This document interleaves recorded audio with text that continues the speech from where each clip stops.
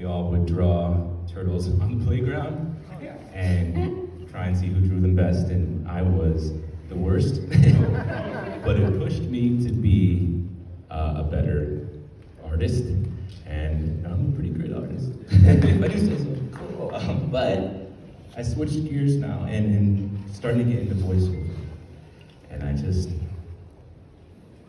before I ask the question, I just want to say how grateful I am to meet you and how the kids on the playground were really jealous.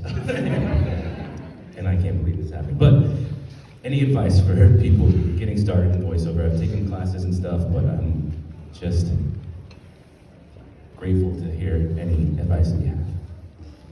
First of all, you've got a beautiful voice. Let's just start with that. Are you here working this weekend? I'm working a booth for a theater that I don't work at. That's at a theater, for a theater? Yeah. Oh, great. Well, actually, Donatello is a world-class acting coach. And really, teacher, all that. Oh, excuse me, professor. And while we were doing Turtles, our dear brother, Barry Gordon, got his law degree. So he really is the smartest turtle. And he was this president of Screen Actors Guild for 7 years.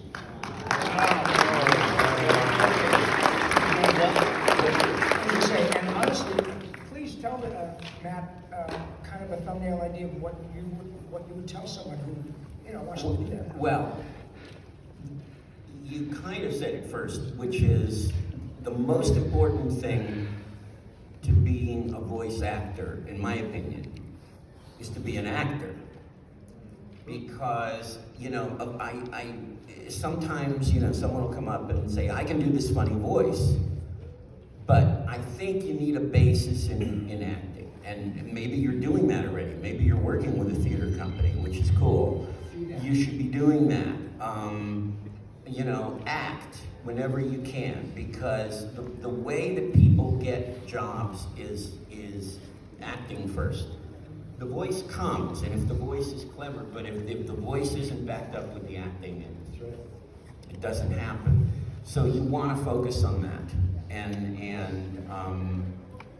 then it's interesting because once you start acting, then you start developing attitudes. You read a script differently. You read a script and you notice what the character is, not just what the sound is, but what the character is. And when you know what the character is, the voice can come pretty easily. I mean, when I looked at Bebop and I saw that it was, this big, dumb guy, right, who was gonna get in all kinds of trouble, well, I knew it wasn't gonna be a voice like Donatello's, so I knew that it had to do something else, and I knew it had to kind of go down, and it had to be low. And so, that's how he became Bebop, And it was a snort, he was a warlord, and that came. But if I'd started with that, it wouldn't have gone anywhere. So the first idea is, who is this guy? Who is this woman? Who is this person? And you go from there. And that's the thumbnail that I would give. But yes, get acting experience. Is that website still out? Oh yeah, there's a good one. Our buddy D. Bradley Baker, whom you guys probably know, just stupid talented, has a website called, very simply, iwanttobeavoiceactor.com. A lot of really good, real-time, authentic, honest, free information. If I can be a little self-serving, all of these folks have been on it more than once. I have a podcast I did for years called Talkin' Tunes. TALKIN apostrophe TOONS, Talkin' Tunes with Rob Paulson. Very clever. Thank you. I was going to call it The Tonight Show. Couldn't get a band. But all of the audio versions are free on Spotify. And then I did a bunch of on-camera versions for Nerdist, and those are all available on Pluto TV for free. But you get real good information from people who really do it. Mark Hamill, Kevin Conroy, Nancy Cartwright, people like Maurice. Tress McNeil, all those people. And it's free, and they will all give you chapter and verse about how they got started. And to a man and woman, it's what Barry said, is voice acting. Lots of improv, too, because it helps you think on your feet. Right, that's true too. Yeah. So good luck. Yes. You're welcome. Hey guys. Buddy. Hey, look at our gun. Wow. Whoa. Dude. Hey Kim. Hello, Leonardo. Back at ya. We gotta think of something fast, like a question. You guys are such a kind of good. You guys are such iconic characters. Thank you. Okay, I'm sorry, what was your question, sir? My question is with Leonardo, the Ninja Turtles, the leader. Oh, what made Leo? Excellent question. Yeah, Leo. The script. I knew he was. I absolutely knew he was going to say that. That was, yeah. And the fact that I didn't want to be the leader. I wanted to be Michelangelo. And there's a lot of, many of you may have heard that they hired all four of us. He was assigned his part, he was assigned his part. They didn't know which of us was going to do Mikey or Leo. Literally.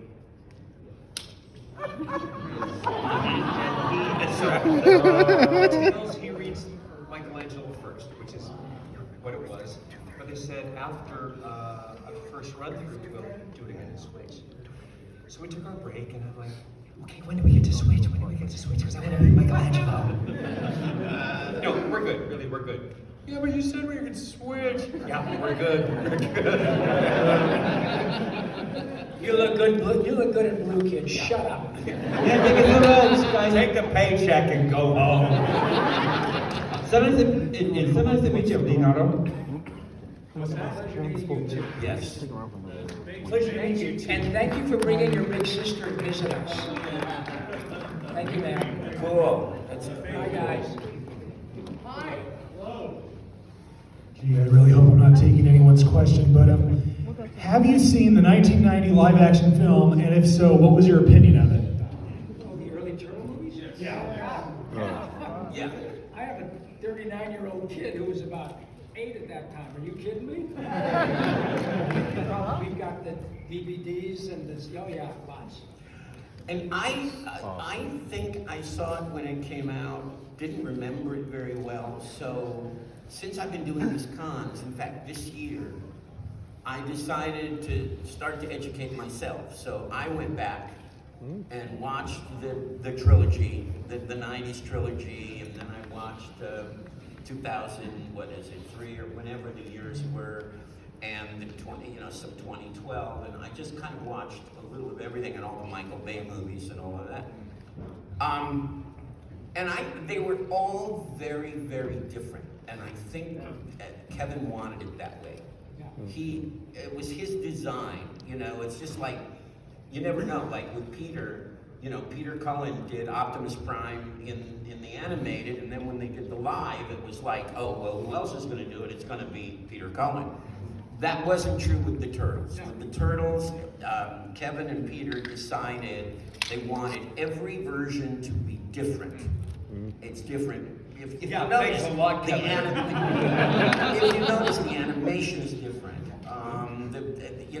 The techniques are different. The sound of the characters are different. Everything is different. So I watched them and kind of taking each one on its own terms. And I think they all have a lot to offer. I think that the one that happened like in the mid-aughts just had great animation, as I recall. Just really, I didn't think the voices were that good, but I thought the animation was powerful, really good. Almost like an anime kind of an approach. Certainly the brand new one is radically different and fascinating and enjoyable. So they all have their own thing, but it's all Turtles, and it's Kevin and Peter who have put together that unbelievable origin story, that unbelievable concept of the Turtles, the rat, the rat mentor. I mean, if you think about those elements, they're so unique, and I just think that that's made the show very special. Absolutely. I mean, you got to couple of knuckleheads from New Hampshire drinking bong water one day and thinking, but I don't know Peter. I've met him a couple times. Kevin, we all know very well. And not only are he and his wife Courtney just the most delightful people, just like us. I mean, like us. That is to say, grateful fan of the whole fandom, and utterly unpretentious.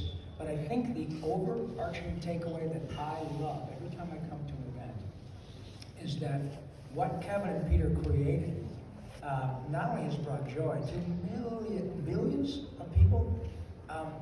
Every time you go to a convention, you see wonderful artists who have been inspired to do what they do because of Ninja Turtles. And they're going, oh my goodness, somebody at 8 or 9 years old was doodling, and an art teacher said, hey, Mr. and Mrs. Paulson, you should look at the little girl. And she's really good. And now the little girl is here making a living. Yeah, as a result of Ninja Turtles. And how many different turtle things do we sign? And we all draw a breath and go, oh my God, this is spectacular. And they weren't alive when Turtles was created. So that is a really big thing to see something that what they've done is not only become part of the culture of the world, but has inspired so many people to follow their passion and gift. And the brilliance of it, as Robbie was saying, is that when Kevin and Peter in the metamorphosis of this franchise over the years, all these different versions always appeal to perhaps a different segment, you know, and that's, I mean, I think that is just awesome. The fact that they didn't take our original cartoon and just continue that for 30 years, you know, but branched out. Yeah, bummer. branched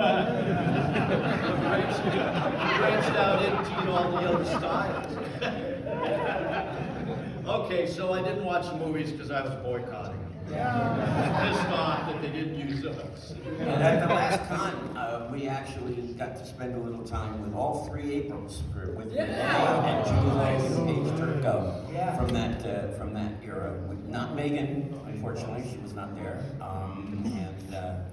I would say, speaking of the versions, what is so grateful, so cool for us is, I pretty much think I can speak for all of us that when our generation watched cartoons, it was us kids.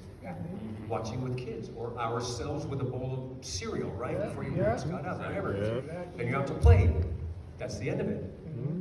The people that come up, that it is a family affair is insanity to me.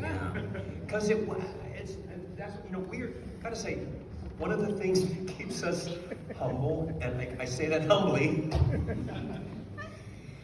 is that we are just shock and awe by its intensity to you guys. And to have parents come up saying, we watch it as a family. And we show them the OG, because that's the one that, you know, we watch, but we watch it as a family. It's so beautiful. It's really, really incredible for us, and it never is not incredible. So thank you, sir. And you are quite welcome. And with that being said, when you referred to Peter earlier, let's face it, Peter Cullen is Optimus Prime. Oh yeah. You got that one. Hey guys, I'm Andrew from Australia. Hi, Andrew. Just want to say thank you for an amazing childhood. Well, you might want to throw a bone to your parents, but it's, you know. No, thank you. Still to this day, I say my favorite color is orange because Michelangelo was my favorite. All right, dude, good answer. Yeah. And he is, without question. Mikey is the most popular for obvious reasons. I mean, he's a blast. Townsend just lights it up. And, you know, you guys have been here all weekend. I can look down the road and see Townie going, "Cowabunga," and we'll start doing it. That's great. You sort of answered my question. It was about the audition process, and did you just think the characters were like, was it crazy, that man idea, like that something, an idea just to do these turtles? Like, even Peter and Eastman said, we didn't know, we thought the idea was crazy and that no one would pick it up. And I just wanted to know, when you got the script, you were like, okay, this is crazy. Yes, we thought it was crazy and no one would pick it up. That's exactly. Yeah.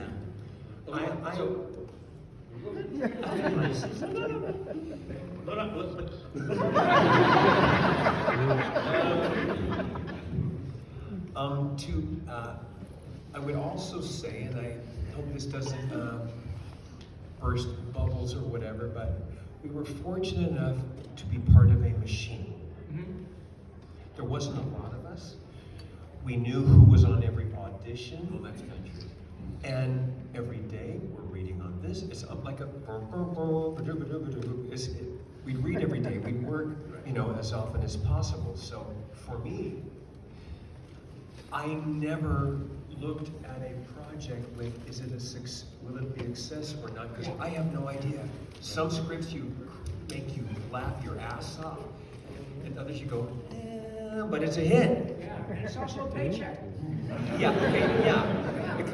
We're glad to get the job because it's a paycheck. Sure. But without a crystal ball for myself, I didn't think. I just okay, got a job. If it gets picked up, well, that'd be great. I'll have another paycheck. It's a question. Are you sorry to hear me say that answer? It's a question of volume. What Cammie's saying is that because we are fortunate, thanks, buddy. Because we're fortunate enough to be busy journeyman actors, we have wonderful representation, and we get opportunities, and people often ask us, "Oh my God, the competition isn't it scary?" Well, I guess, but the competition to be to get into medical school is difficult.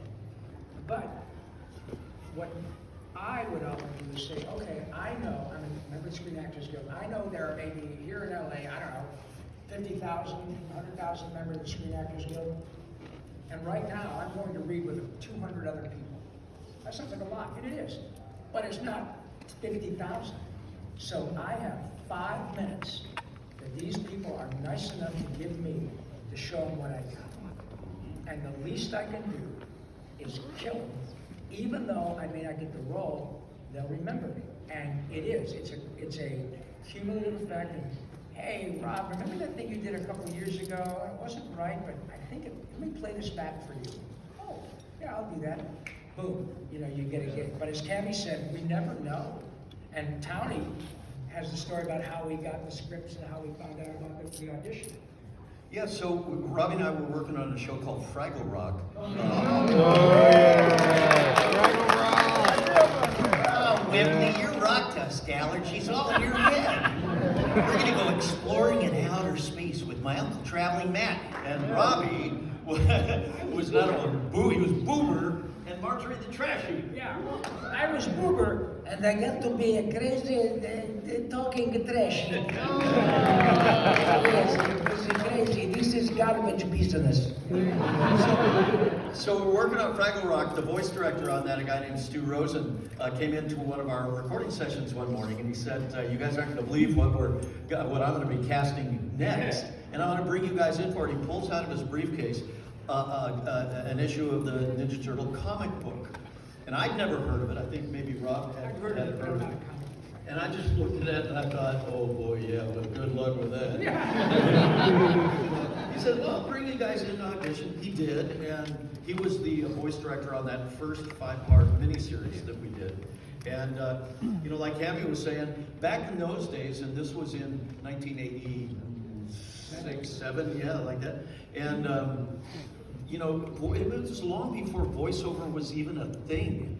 Now it's a thing because the internet. We didn't have the internet back then. It was a fairly small group of actors in LA that was going to be vying for these parts. And like Ann was saying, you always knew who your competition was. And a lot of it was just being in the right place at the right time. And I happened to be working on this show that Stu was going to be, also directing this next thing called TMNT. So I would also add to that, back in the day when it was the early days of what we were doing, people now, they have a goal. I want to be a voice actor. Yeah. Yeah, right. And there were those few people that was their I goal. can think of 2.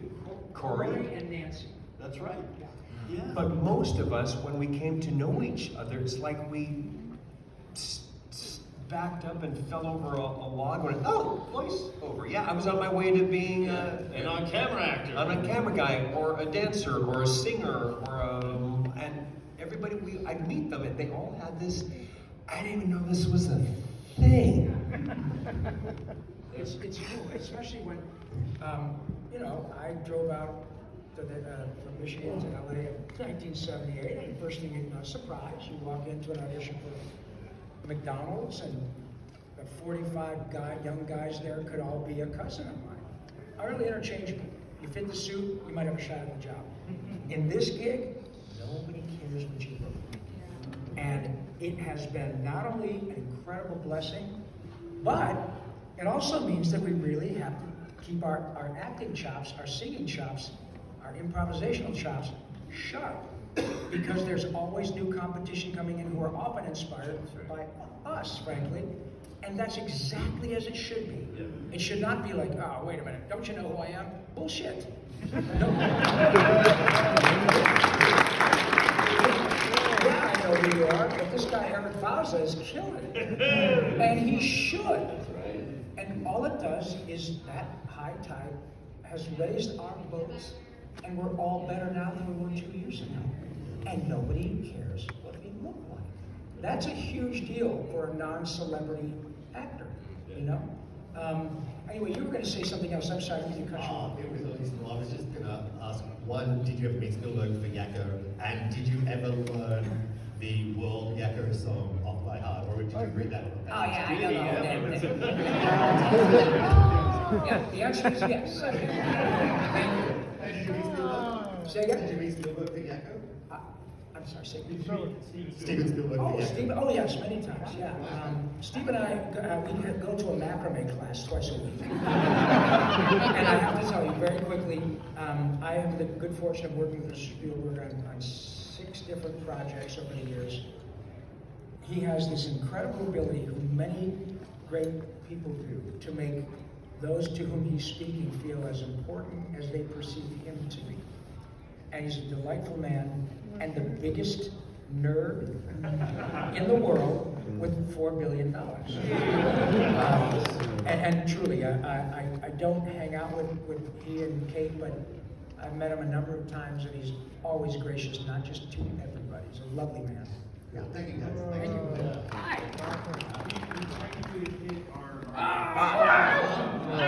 So we can't leave.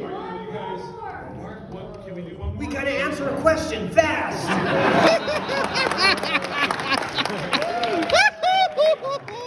See how I did that? Oh, yeah. Nailed it. So, my name is Logan, and I thank you all for being here. Thank you. And my question is, we know that before you are most famous as the Turtles, and my question is there a role any of you four feel that is your favorite other than Ninja Turtles? Because, or any role that is less well known, like for you, Rob, you were the voice, did voices for the Thumb Shorts by Steve Oedekerk, and you also voiced E.T. in the Angry Video Game Nerd movie. Did I? Favorite role that you've taken that might not be the thing that everyone knows you. Well, that's easy for me because there was a show called The Tick.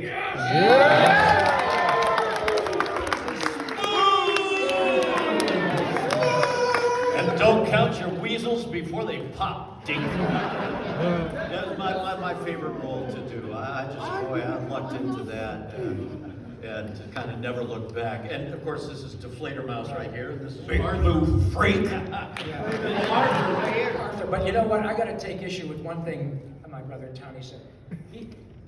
We all, well, let's put it this way. Like Tammy was saying about all of us have live action background. Barry's been on television since he's 8 years old or something. The longest career of all of us. And music, singing, hosting, live theater. And we put ourselves in a position to get lucky. But Tony, as soon as he opened his mouth and got the gig as the Tick, it's one thing to nail it, but Tony is not lucky. Tony is really gifted and made that character his own And it has lasted for generations, spawned 2 spin-offs, and people argue all the time, legitimately so, that the animated version of the Tick was, you know, the best one. But it's not luck. You get a shot and you're lucky. And then what you do with it is a different story. This is not luck. Not at all.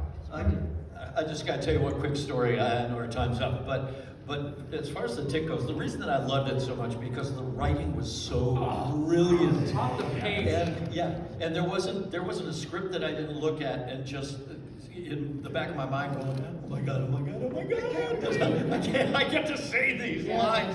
It's great. And so any of you who may have seen the Tick or might be fans of the Tick, you know, in a number of the episodes, the Tick would go on this wacky rant at the end of the show, and those became my favorite parts of the recording sessions. And they would hand us our scripts when we got to the session in the morning, and we would all look through it, highlight our lines, and get a sense of where the episode was going.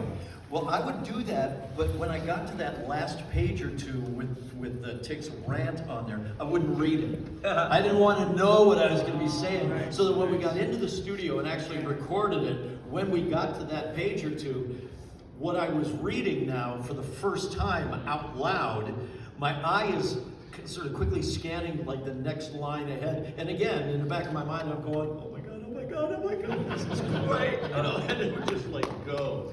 My answer is, you know, like you said, is it a lesser known thing?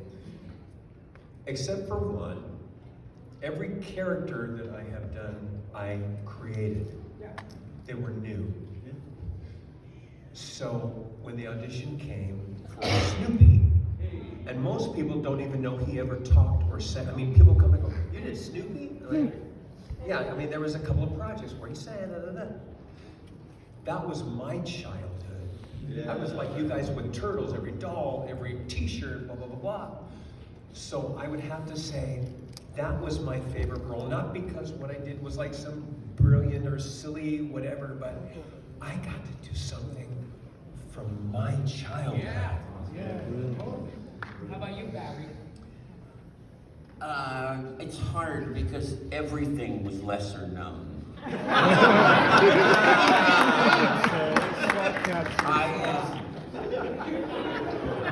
I've been in more bad movies than I can count. B-movies are awesome. Cartoons that lasted 13 episodes and gone. And SWAT cats together. That's where I was going to go.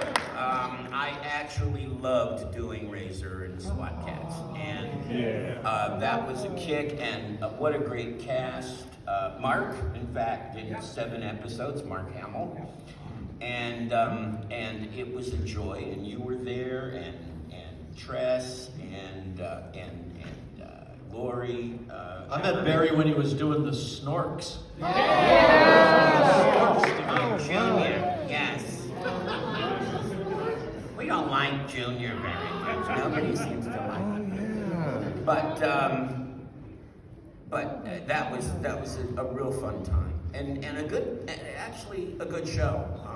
Not as funny as Turtles, but a cool show. Really good animation and a fun show to watch. So that would be it. I will personally apologize to everyone still left in the line. We will have to go. Will you guys get back to your booths? Yeah. If you guys get a second, make your way up there to speak to them and actually ask some questions. Thank you for that question. Nice. Thank you so much. You guys are so awesome. Before we let you go, we got one thing. Okay, you gotta, it's interactive. You gotta help us out here. On your feet. All right. Okay. 1, 3, turtle 2, 3. Turtle Power!